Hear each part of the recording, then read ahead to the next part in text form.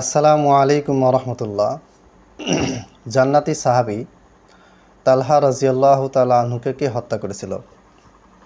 আপনারা জানেন যে সাহাবীদের ভিতরে অন্যায়ভাবে যুদ্ধ লাগিয়ে দেওয়া হয়েছিল এবং এই যুদ্ধে আলী রাজিয়াল্লাহু তাআলা আনহুর পক্ষে যারা ছিলেন তাদের ভিতরে অনেকে মারা গিয়েছেন এবং আলী রাজিয়াল্লাহু তাআলা আনহুর বিপক্ষে মানে বিপক্ষে বলতে বাহ্যত বিপক্ষে, কিন্তু আসলে তারা বিপক্ষে ছিলেন না। তো যারা বাহ্যত বিপক্ষে ছিলেন তাদেরও কিছু মানুষ সাহাবী তাবেই মারা গিয়েছেন। আল্লাহ তাদের প্রত্যেকে শহীদ হিসেবে কবুল করুন, আমিন। সাহাবীদেরকে তো আল্লাহ ক্ষমা করেই দিয়েছেন। এখন আম্মার বিন ইয়াসির রাদিয়াল্লাহু তাআলা আনহু তিনি আলী রাদিয়াল্লাহু তাআলার পক্ষে ছিলেন, আর আরেকজন জান্নাতি সাহাবী তালহা রাদিয়াল্লাহু তাআলা আনহু তিনি ছিলেন আয়েশা, জুবায়ের, মুয়াবিয়া রাদিয়াল্লাহু তাআলা আনহুর পক্ষে। তো এই সাহাবী তালহাকে কে হত্যা করেছে এটা নিয়ে একটা রেওয়ায়াত আছে মুস্তাদরাকে হাকিমে, এবং এই রেওয়ায়াতটা দিয়ে বনু উমাইয়াকে দোষারোপ করা হয়। বনু উমাইয়া কারা?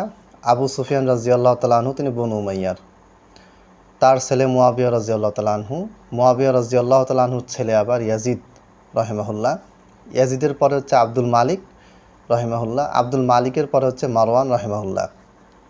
মারওয়ান ভালো না মন্দ, মারওয়ানের বিরুদ্ধে কী কী অভিযোগ আছে সেগুলির জবাব কি, সেটা আমাদের আলোচনার আজকে উদ্দেশ্য না। জাস্ট একটা প্রশ্নের জবাব দেওয়া উদ্দেশ্য, সেটা হচ্ছে যে তালহা রাদিয়াল্লাহু তাআলা আনহুকে কে হত্যা করেছে? মারওয়ান। শিয়ারা খুব বেশি প্রচার করে এটা, এবং শিয়াদের মেন উদ্দেশ্য হচ্ছে যে বনু উমাইয়ার বিরুদ্ধে তারা মানে প্রচুর পরিমাণে অপপ্রচার চালিয়েছে, এবং তাদের মেন উদ্দেশ্য হলো বনু উমাইয়ার বিরুদ্ধে মুসলমানদেরকে খেপিয়ে তোলা, এবং তারা সফল হয়েছে।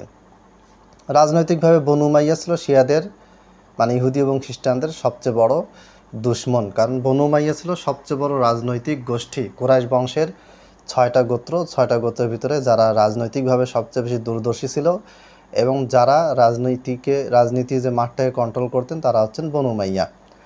আচ্ছা, মুস্তাদরাক হাকিমের 5591 নম্বরে একটি রওয়ায়াত আছে যে আন কাইস ইবনে আবি হাজিম, কাইস বিন আবি হাজিম থেকে বর্ণিত, ক্বালা তিনি বলেন, রাআইতু মারওয়ান ইবনুল হাকাম হিনা রুমিয়া তালহাতু ইবনু উবাইদিল্লাহি ইয়াউমা ইযিন ফাওয়া ফি রুকবাতিহি ফামা যালা ইউসাব্বিহু ইলা আন মাতা। মানে তালহা রাদিয়াল্লাহু তাআলা আনহুকে কি করলেন? মানে তীর ছুঁড়ে মারলেন। কে ছুঁড়ে মেরেছেন? মারওয়ান বিন হাকাম। এবং এই তীর ছুঁড়ে মারার পরে তালহা বিন উবাইদুল্লাহ, তালহা রাদিয়াল্লাহু তাআলা আনহু জান্নাতি সাহাবী, আশারা মুবাশশারা ঘোষণাপ্রাপ্ত সাহাবী, তিনি তাসবিহ পাঠ করতে করতে ভূপাতিত হলেন, হাঁটু গেড়ে পড়ে গেলেন এবং তিনি তাসবিহ পাঠ করতে করতে মারা গেলেন। তো এটা কে দেখেছে? এটা কায়েস বিন আবি হাজিম দেখেছেন। আচ্ছা, এই রেওয়ায়াতটা বর্ণনা করেছে যে কয়জন ব্যক্তি, তার মধ্যে একজন রাবী হচ্ছেন ইসমাইল বিন আবি খালেদ। ইসমাইল বিন আবি খালেদ তিনি একজন প্রসিদ্ধ মুদাল্লিস রাবী, তাদলিস করেছেন, অর্থাৎ ওস্তাদের নাম গোপন রেখেছেন। তো এখানে ওস্তাদটা কে, কার কাছ থেকে বর্ণনা করেছেন সেটা কোনো কিছুই প্রমাণিত নয়। তাহলে বোঝা যাচ্ছে যে এই রওয়ায়াতটা সহিহ নয়, জয়ীফ রওয়ায়াত। অতএব মারওয়ান হত্যা করেছেন তালহা রাদিয়াল্লাহু তাআলা আনহুকে, এটা টোটালি মিথ্যা কথা, ভুয়া কথাবার্তা। আর মারওয়ান তো ছিল মুয়াবিয়া রাদিয়াল্লাহু তাআলার পক্ষে, তালহাও তো মুয়াবিয়ার পক্ষে ছিল। তো আপনি আমার পক্ষে, আমি ওর পক্ষে, আমি আপনাকে কেন হত্যা করব? অতএব এটা ভুল কথাবার্তা। আচ্ছা, এরপরে আরেকটা দলিল আছে, এই দলিলটা সেটা বলা হয়েছে, এটাও দুর্বল রওয়ায়াত, তবে এই রওয়ায়াতটা ওই দুর্বল রওয়ায়াতটার বিপরীত বর্ণনা করতেছেন। সেটা হচ্ছে পুরো ঘটনাটার পর লাস্টে বলা আছে ফাউন সরাফা তালহাতু, মানে তালহা রাদিয়াল্লাহু তাআলা আনহু কী করলেন? তিনি সেখান থেকে চলে গেলেন, মানে যুদ্ধের ময়দানে তালহা রাদিয়াল্লাহু তাআলা আনহু চলে গেলেন। এখন যদি তালহা রাদিয়াল্লাহু তাআলা আনহু তিনি যদি নিহত হন মারওয়ানের হাতে, তাহলে তিনি আবার সেই যুদ্ধ থেকে তিনি কিভাবে চলে গেলেন? তাহলে বোঝা যাচ্ছে এই দুইটাই জয়ীফ রওয়ায়াত, দুইটাতেই কন্ট্রাডিকশন পাওয়া যাচ্ছে। আরেকটা রওয়ায়াত আছে, এটা সহিহ রওয়ায়াত। এই রওয়ায়াতটা হচ্ছে 3348 নম্বর হাদিস, যে আলী রাদিয়াল্লাহু তাআলা আনহু, এই বর্ণনাকারী বলতেছেন যে রিবিঈ বিন হিরাশ ক্বালা ইন্নী লাইন্দা আলিয়্যিন রাদিয়াল্লাহু আনহু জালিসুন ইয জাআ ইবনুন লিতালহাতা ফাসাল্লামা আলা আলিয়্যিন রাদিয়াল্লাহু আনহু ফারাহহাবা বিহি ফাকালা তুরাহহিবু বি ইয়া আমিরাল মুমিনিন ওয়া ক্বাদ কাতালতা আবি ওয়া আখাযতা মালি। অর্থাৎ রাবি বলতেছেন, রিবি বিন হেরাস তিনি বলছেন যে আমি আলী রাজিয়াল্লাহ তাআলা আনহুর নিকটে বসেছিলাম, এই সময় তালহা রাজিয়াল্লাহ তাআলা আনহুর পুত্র আসলেন এবং তিনি আলী রাজিয়াল্লাহ তাআলা আনহুকে সালাম দিলেন। তখন আলী রাজিয়াল্লাহ তাআলা আনহু তাকে অভিবাদন জানালেন, সম্ভাষণ জানালেন, তাকে স্বাগত জানালেন। তখন আলী রাজিয়াল্লাহ তাআলা আনহুকে উদ্দেশ্য করে তালহা রাজিয়াল্লাহ তাআলা আনহুর পুত্র বলেন, তুরাহিবু বি ইয়া আমিরুল মুমিনিন, আপনি আমাকে স্বাগত জানাচ্ছেন, অকত কতালতা আবি ও আখাজতা মালি, অথচ আপনি আমার বাবাকে হত্যা করেছেন এবং আপনি আমার ধন সম্পদ রেখে দিয়েছেন। কলা, তিনি বললেন, আলী বললেন, আম্মা মালুকা ফাহুয়াজা মাজুলুন ফি বাইতিল মাল ফাহুদু ইলা মালিকা ফাহুজহু। তখন আলী রাজিয়াল্লাহ তাআলা আনহু বলেন যে তোমার যে ধন সম্পদের বিষয় যেটা বললা, এটা বাইতুল মালে সুরক্ষিত আছে, তুমি আগামীকালকে এসে নিয়ে যাবে। আম্মা কওলুকা কতালতা আবি ফা ইন্নী আরজু আন আকুনা আনা ওয়া আবুকা মিনাল্লাযিনা ক্বালাল্লাহু আযজা ওয়া জাল ওয়া নাযা'না মা ফি সুদুরিহিম মিন গিল্লিন ইখওয়ানান আলা সুরুরিন মুতাকাবিলিন।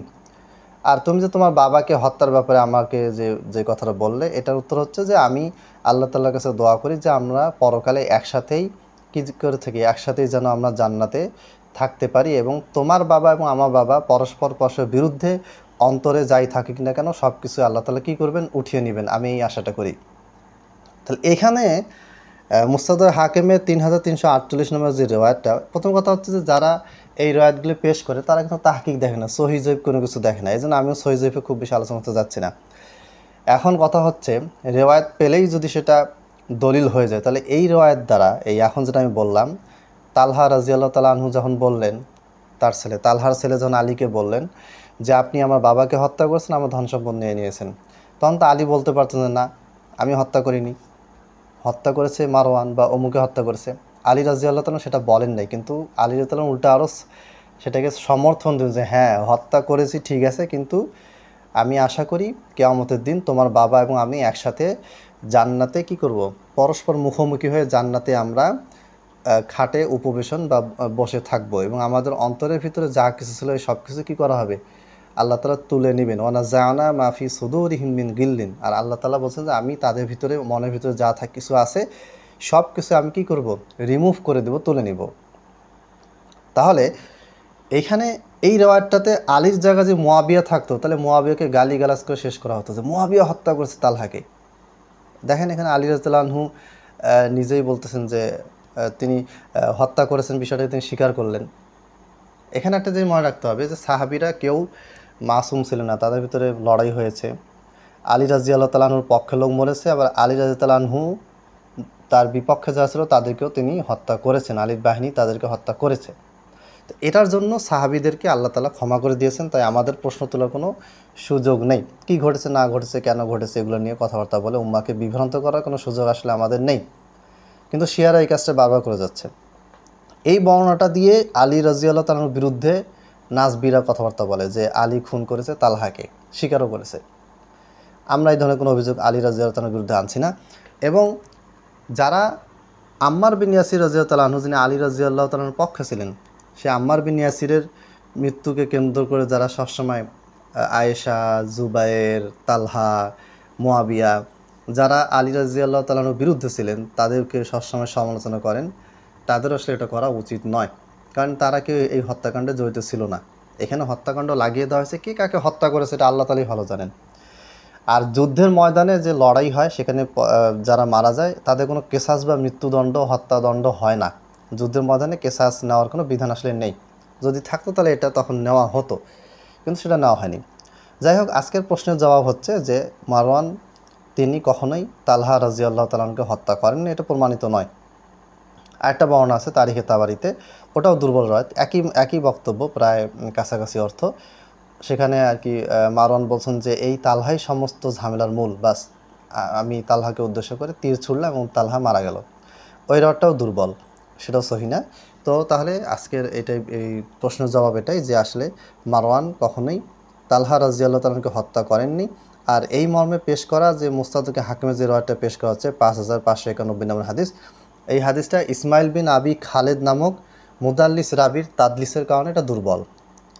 মুদাল্লিস তাদলিস বুঝেন বা না বুঝেন, খালি এটা মাথায় রাখেন যে ছাত্র ওস্তাদকে গোপন রেখেছে, ওস্তাদের নাম উল্লেখ করে নাই, এখানে একজন ব্যক্তি মাজহুল, অজ্ঞাত পরিচয়, সুতরাং এই রেওয়ায়তটা দুর্বল। আল্লাহ তাআলা আমাদেরকে এই হাদিস বর্ণনা রাবি সংক্রান্ত জ্ঞান বেশি বেশি অর্জন করার তৌফিক দান করুন, আমিন। এবং আসমাউর রিজাল যদি না থাকতো, আল্লাহর কসম, সব কিছু ইসলামের সব তথ্য ধ্বংস হয়ে যেত। আসমাউর রিজালের মাধ্যমে আল্লাহ তাআলা এগুলি হেফাজত করেছেন। আসসালামু আলাইকুম ওয়া রাহমাতুল্লাহ।